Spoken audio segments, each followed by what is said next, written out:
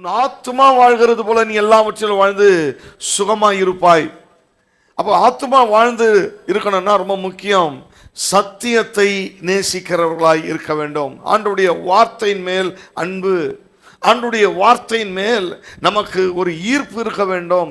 தேவனுடைய வசனத்தை நாம் என்ன செய்ய வேண்டும், அதை நம்முடைய மனதிலே ஆழமாய் பதிய வேண்டும்.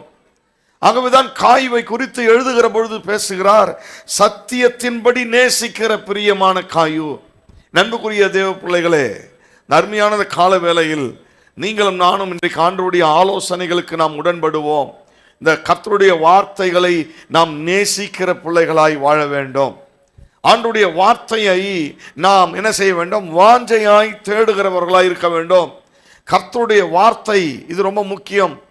நம்முடைய வாழ்க்கையை மாற்றுவது இந்த வார்த்தைகள் தான். எத்தனை பேர் அதை விசுவாசிக்கிறீங்க? ஆமென்.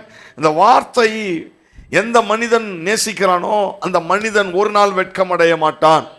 இந்த வார்த்தையை யாரெல்லாம் ஏற்றுக்கொள்ளுகிறார்களோ, இந்த வார்த்தையின் மேல் 100% சந்தேகம் இல்லாமல் இந்த வார்த்தையை யாரெல்லாம் நேசிக்கிறார்களோ அவர் வாழ்க்கையெல்லாம் வாழ்ந்திருக்கும். அன்புக்குரியவர்களே, இந்த இடத்துல பார்க்கிறோம், காயு முதலாவது வார்த்தையை, கர்த்தருடைய சத்தியத்தை நேசிக்கிற மனிதன்.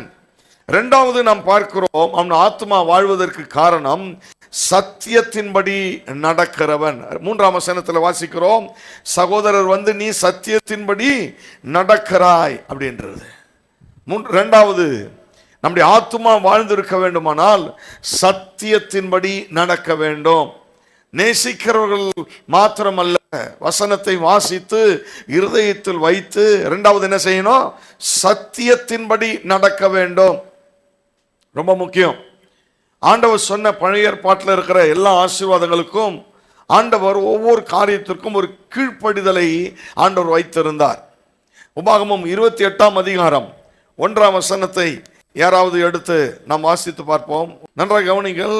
கட்டளைப்படியெல்லாம் நீ செய்ய கவனமாய் இருக்கும்படிக்கு அவர் சத்தத்திற்கு உண்மையாய் செவி கொடுப்பாயானால் உன் தேவனாகிய கர்த்தர், நல்ல கவனிங்க, பூமியில் உள்ள சகல ஜாதிகளிலும் கர்த்தர் நம்மை வாழ்ந்திருக்கும்படி, சுகமாயிருக்கும்படி, கர்த்தர் வெற்றி அடையும்படி மேன்மையாய் வைப்பார்.